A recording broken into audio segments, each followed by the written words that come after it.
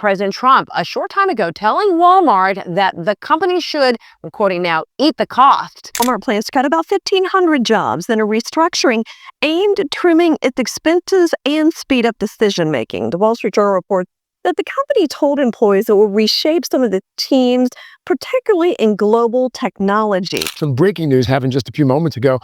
Walmart now saying it must raise prices to deal with the cost of tariffs. There's a job that pays $16.50. Need to have a second round of interviews. This is a receptionist job.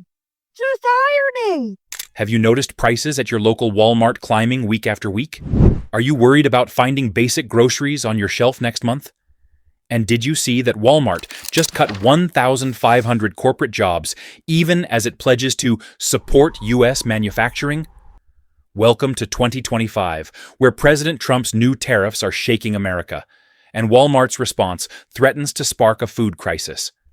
In April 2025, the White House imposed a 10% tariff on nearly all imports and slashed a 50% duty on steel, aluminum, and copper, costs that quickly made their way into retail margins. Walmart's CEO, Doug McMillon, warned tariffs would force price hikes.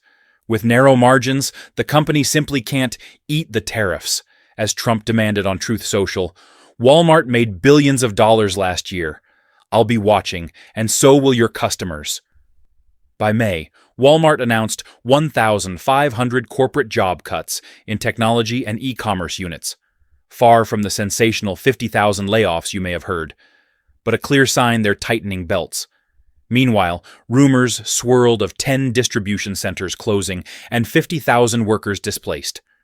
In reality, Walmart has closed 11 underperforming stores and is remodeling 650 locations, investing $350 billion over 10 years to create 750,000 U.S. jobs and buy more American-made goods. Still, the consumer feels the sting. Fresh produce prices are projected to rise 4% in 2025, while overall food costs climb 2.8% per Axios. Olive oil could spike 20%. Beef rumors of a jump from $9 to $14 per pound persist, though unconfirmed, and egg prices may soar 33%. The Tax Foundation pegs the average household's tariff burden at $1,200 a year, more for families already spending 30% of their income on food. In parts of China, retaliatory duties of 34% on U.S. farm goods are already choking exports. The American Farm Bureau reports $13.2 billion in annual losses from past tariffs. 2025 could mirror that. If major wheat and soybean buyers pivot to Canada and Brazil instead, our own supply chains strain, risking local shortages of coffee, bananas, and shrimp. Workers' voices capture the anxiety. The most humbling part about LinkedIn is when you get that notification that says you're the perfect candidate for this role and you get rejected within an hour anyways. I got laid off 3 times in 3 years. The last time was November 2023, the night before Thanksgiving. Let me tell you, it ruined my appetite. I've applied to over 1,000 jobs, to even low-paying jobs. I've applied to internships.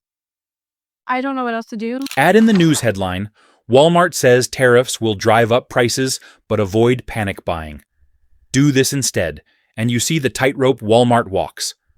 Warn customers without sparking runs on canned goods. Amazon, Target, and Costco also scramble, shifting orders to Vietnam and Mexico to dodge duties.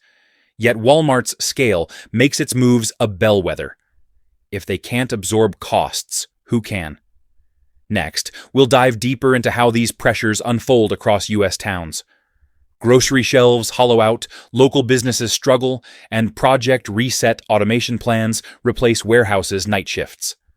We'll also reveal how small retailers and farmers face the real brunt of this food crisis. Stay tuned.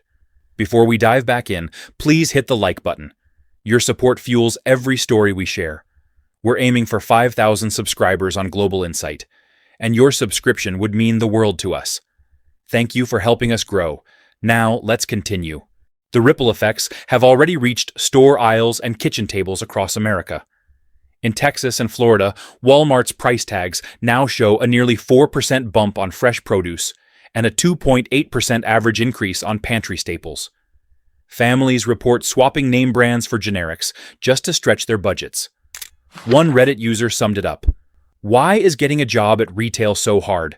I've applied to dozens of stores since November, and still nothing." That desperation isn't just about jobs, it's about food on the table. Some regions face empty shelves of olive oil, canned beans, and coffee. Rice imports slowed as shipping costs jumped under new tariffs, leaving grocery aisles eerily bare. Small grocers, without Walmart's buying power, struggle to pass on costs without losing customers. In Maine, a family-owned market saw foot traffic drop 20% in May. Locals refused to pay the new higher prices. Meanwhile, U.S. farmers feel the pinch overseas. China slapped a 34% retaliatory tariff on U.S. soybeans and pork, trimming American export revenues by $13.2 billion in 2024, and 2025 promises more of the same. Southeast Asian buyers turn to Brazilian growers, who face zero import duties.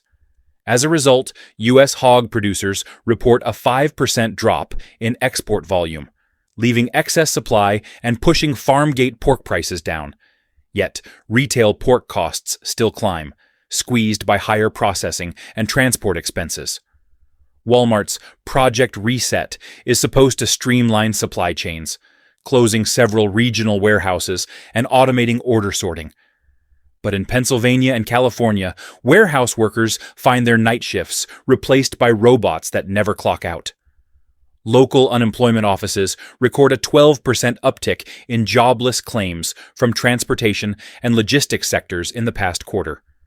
Without these distribution hubs, small retailers lose crucial delivery windows, and consumers face longer wait times for online orders. Target and Costco aren't immune. Target's pivot to Vietnamese suppliers cuts costs, but creates new delays. Some customers wait up to 3 weeks for electronics they once picked up in days. Costco's Canadian division now matches U.S. prices, but American warehouse members see fewer bulk deals. A regional Costco manager confessed, "We're losing our big spenders. Canadian members who drove across borders for deals are gone, and our U.S. foot traffic hasn't filled the gap." Even Walmart's domestic factory investments can't offset the pain. Doug McMillon touts a $350 billion commitment to U.S. manufacturing over 10 years. Yet most of that will build capacity for tomorrow, not solve today's shortages. In the meantime, lower-income households, already spending 30% of income on food, cut back on essentials, milk, eggs, and fresh meat. A local food bank in Ohio reported a 25% increase in visits in June 2025 alone. Amid the crisis, consumer confidence is plummeting. The Conference Board notes its national index fell 7 points to 98.3 in February, then slid further to 92.9 in March. Shoppers cite tariffs and rising grocery bills as top concerns. Social media blazes with hashtags like #FoodCrisis2025 and #TariffPain as families share wilted produce photos and empty carts.